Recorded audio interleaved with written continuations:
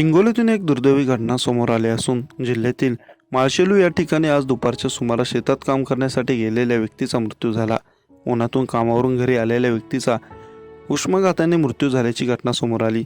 माळशेलू येथील संतोष सोनवणे वय वर्ष 42 असं या मृत व्यक्तीचं नाव. मिळालेल्या माहितीनुसार संतोष हे आज सकाळी शेतामध्ये दगडगोटे वेचण्याच्या कामासाठी गेले असताना दिवसभर शेतावर उन्हात त्याने शेतातील दगडगोटे वेचण्याचं काम केलं. सर्व काम आटोपून दुपारी शेतावरून घराकडे आल्यानंतर त्यांनी पत्नीकडे पाणी मागितले. उन्हाचं तापमान जास्त असल्यानं उन्हातच थंड पाणी मोठ्या प्रमाणात प्यायले, त्यामुळे त्यांना चक्कर येऊ लागली. काही क्षणांमध्ये ते खाली कोसळले. जवळ असलेल्या पत्नीने पती जमिनीवर कोसळल्याचं बघून एकच आरडाओरड केला.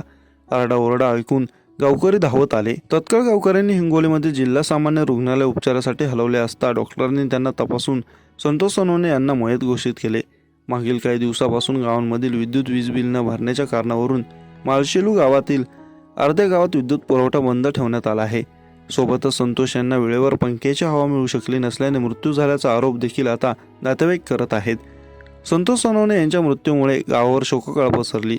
सध्या शेताच्या कामांना वेग आला असून मशागतीची कामे देखील शेतकरी मोठ्या प्रमाणावर करताना दिसत आहे.